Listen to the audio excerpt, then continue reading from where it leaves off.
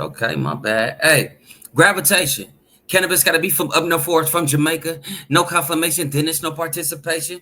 Never see it in rotation in my conversation. No need for confrontation. This is my observation. Gravitation with the observation. I'm not saying I'm right. I'm not saying I'm wrong, man. Welcome back to my channel. My boy 2chainz went and sat down with ClubShayShay. Shout out to Shannon Sharp, man. Prayers up to the situation that's going on right now. But this title right here, 2chainz talks about turning down Jay-Z, Jermaine Dupri in a private jet. I don't know why I thought this was a feature. But guess what? We already here, man. We still gonna react to it, man. I always say, get your drinks, get your smokes, get your eats. Whatever you about to do, man, go ahead and grab that and let's go ahead and react to it. Let's go. Jermaine actually called me one time. He had HOV on three-way. And he tells the story different. He said that I said it was a young man's game, or I don't even talk like that. But what I said at the time was my manager, who is my manager now, he was a DJ. Okay. But like many other people, like a DJ Khaled, he's bigger than a DJ. You know, most DJ drum, a lot of DJs, Mustard and all those. They should just drop the DJ out their name. People actually think their name is DJ or something like that. So when I'm telling them, no disrespect, and I know all of them can do that too. Drama in Khaled as well. But when you said Mustard, I don't know. Maybe I probably could be tripping, but like it was a shot because my boy Mustard, he DJs. Like, you feel me? But I think Shannon was probably saying in the sense of, no, he's more than a DJ. So my bad. That's just me. All right, let me talk. You feel me? You know I'm riding with the West all day. I'm on the phone. They're trying to invite me somewhere, like to meet up with me, which I was like still flattered. Like me and HOV, we'll talk about it to this day, bro. You know what I'm saying? Right. I don't know what would have happened either way if I'd have went, or you know what I'm saying? I know what happened by me not going, but I don't know what would have happened if I would have went. Right. Yeah, so I said, if you don't mind, I want to, bring one of my partners with me who kind of been helping me, beat the concrete and get to where I'm even on y'all radar.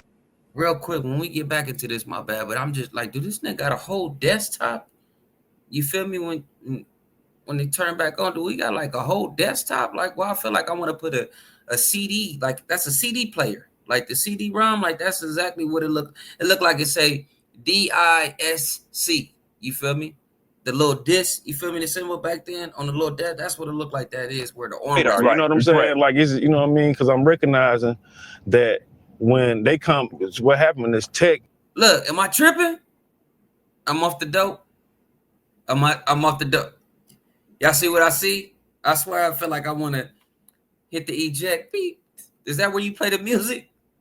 That's a broke nigga talking, huh? That's what that sound like, huh? Because they in something nice too. Look like a double R. Let's keep it going though.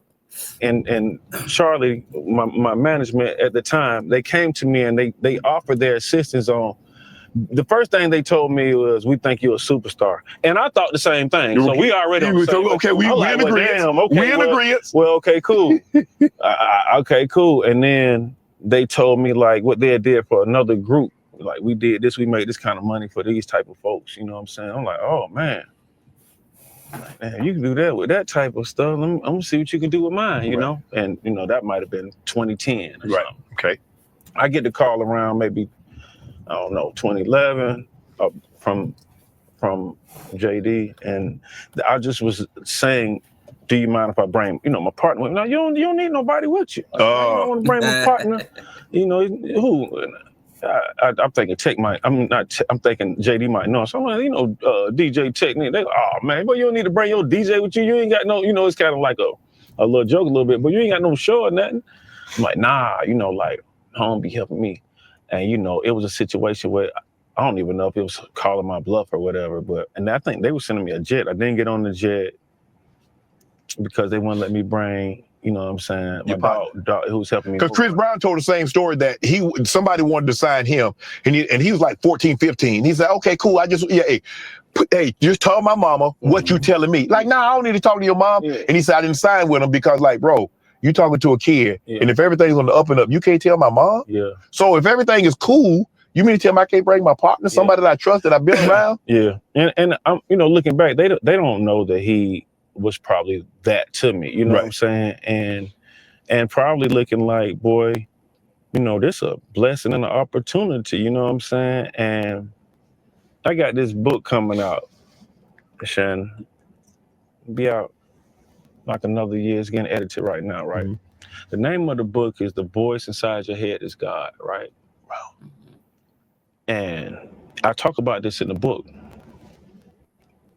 JD, now I'm talking about them, but I just talk about this instance on me listening to the voice and wondering if it led me in the right direction. Obviously, I'm right here now, but what happened if I say, I just go on my own?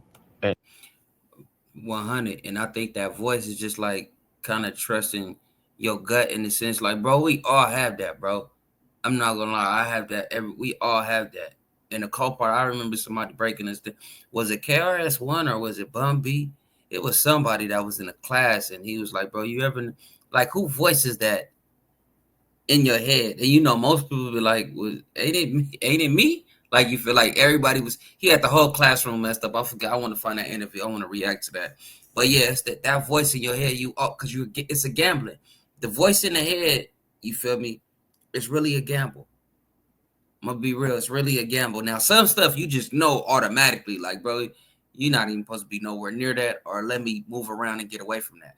But sometimes you can be looking, or you can, you come to those decisions where you just like, ooh, if I don't take him, I might not ever be able to get him. Oh, so that's when you gotta lean and really like figure out, like, you feel me, like, what's going on. But I just like how I want to get that book. I can't wait for that book to tap in because I already know from his music. People don't think that 2chainz lyrical. In my opinion, bro, he's not like one of your like top tier lyricists like that, like how you would think of like 3 Stacks and all of them. Don't get me wrong, but bro, my boy get busy, bro. 2chainz get busy, and that 2019 album I think he came out with, I believe it was right before COVID.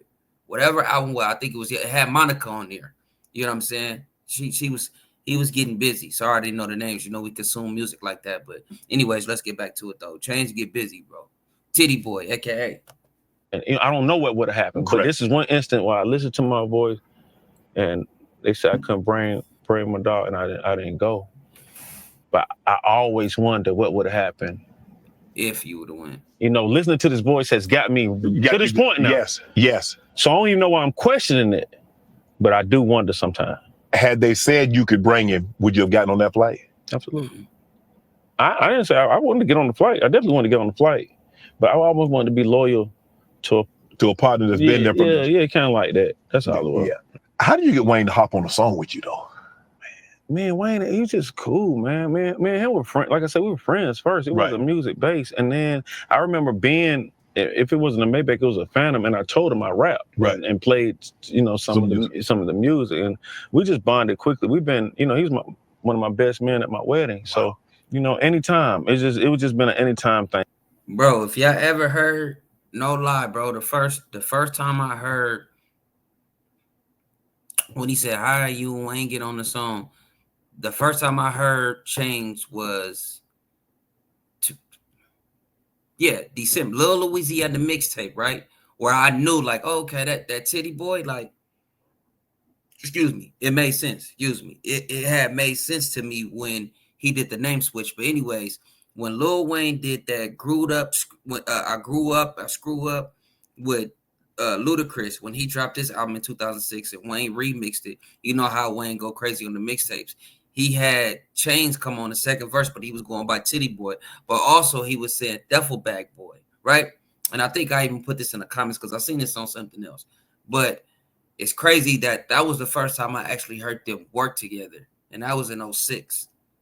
You know what I'm saying? So now I'm starting to think, like, Duffel Bag got released in 07. So now I'm starting to think that, okay, maybe Duffel Bag was released damn near a year before it even came out, in my opinion. But let's go ahead and get into this, though. For him, I've been in the studio with him many times where I haven't rapped one second because he likes to just do what he does in the studio. Then it's been many times that we get in and kind of, you know what I'm saying, sharpen each other up. So is it true you paid him each $150,000 for him to hop on give you a feature? for Duffel Bag Boys. Yeah. Well, at this time, Wayne was charging. Well, Baby was charging 100, and he was charging Wayne 100. 75,000 for these V's, big stacks. My pockets on creatine. What he said in the interview, he said I charge 75, 100 if I don't like the song, 75 if I like the song. I was like, whoo. That's that upgrade freestyle to drop 3. Go tap in. So how he charges? He ain't on the song. But he was over cash money. Yeah. So anybody, when Wayne was so hot, if anybody wanted Wayne, he would be like, I need 100 too. And people would obviously do it. Absolutely. So Wayne does the song for me so this is really what happened. Wayne used to wear like these skateboard shoes, been skating a long time, they were called Supras and something like this. And I would wear stuff like Pradas and Gucci shoes and all this stuff. And so I go to Gucci and they got these red Gucci's out. I'm like, hey, shorty, what size shoe you wear? You know what I'm saying? Boom.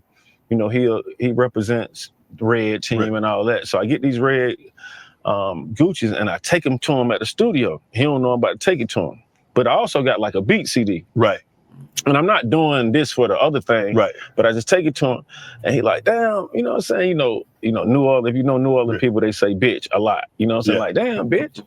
This bitch, these harder than a bitch. These bitches hard, you know, whatever. So it didn't made it to California. I'm not gonna lie, it didn't made it to Cali. The first time I ever heard it like that was up north. Not really so much the Bay Area, but like the Sacramento area, right? You feel me? Now I hate to say it, back on Fig, they be throwing. I'll be hearing that. I'm like, what the hell is going on? I think Smack, that was you. Cause you know, Smack, you know, he be up there. I'm like Smack too, though. You feel me? We rock with the Bay. We love the Bay. Smack went up there, you feel me? And got the modulating with them and came back and brought that down. Because when I be hearing them say that, I'll be like, bro, y'all really just using this word loosely. Like, you know, in California, that's automatic fade, bro. It ain't no discussion on. That's one word you don't do. You feel me? It's one thing you could be like, you acting like a bitch. But if you a bit, yeah, it's going down. Let's get to you, though. You know, I end up saying, man, I hang out with him. I say, I got this. He working. I give him this. It's a CD at the time. I give him a beat CD. Right. I give him the beat CD. Time goes by. Katrina happens. He moves to Miami. Mm-hmm. When he moves to Miami, he like, me, you ought to come, come visit. You know what I'm saying? Come out. You know what I mean? Boom. I catch a flight to Miami, and him and Cortez, who was his manager at the time, they picked me up. We go from the airport to the mall because he is trying to, I guess, show his appreciation for me buying him them shoes. Right. And so now he like, oh, what size shoe you wear? Let's get out, let me get this for, whatever. And we doing that. And then out the blue, he says, what you thought about the hook I did for you? And I don't know what he talking about. And he's like, I sent you, he asks, Tez, did you email him the song? And he says, yeah, I did. And he said, email. I'm like, that's not my email. And they said, oh, man, I don't know where I done sent this song to. Dang. So Wayne is living in the mall. Wait a minute. So somebody out there got that? No, don't tell me that. He said, I don't. So they got that will be crazy. I would love to see how that first duffel bag. It probably didn't even go the same. No, Wayne, he probably didn't switched it up. Or he probably kept it, you feel me, off the top, knowing, probably the same. But I would love to hear that version. Damn, that's crazy. Sent it to the wrong email. So somebody got a Lil Wayne verse. Not a verse, but a chorus part with the instrumental on there. Bam, I know they wasn't even doing no music. But then now that I think about it, how would you be able to, if you don't have Pro Tools or no system to even be able to update those files, or you know what I'm trying to say. But yeah, let's go ahead and damn, that's crazy. Oh, he's like trying to remember. This is what we could go to the mall. Right. Crazy. He was trying to remember the hook. He's like, but I don't do nothing. But he couldn't remember. So we literally right there. He was like, let's go to the studio. And we go to the studio, which was the Hit Factory in Miami. Right. Miami. It's a room. He mashes play. This shout out the Zoes. And this hook comes on. And I remember at that particular time knowing what a hit sounded like, because it just sounded so like, and I looked at him like of some damn he had 8 heads. I said, man, you did that for me? Mm-hmm. He's like, yeah. What? I'm like, I run out, call my boy Dollar. I'm in Player Circle at the time. Yeah. Oh man, we got us one. Like, what? I said, man, home on here. You know, I'm like home on here singing and everything. Like, I'm like, bro, this shit, you know, hard. I said, I got to get back to Atlanta, bro. I'm gonna make sure I come, you know, next couple of days I get up there, you know. Dang, that's crazy. But y'all let me know in the comments below how y'all feel about this situation. Gravitation.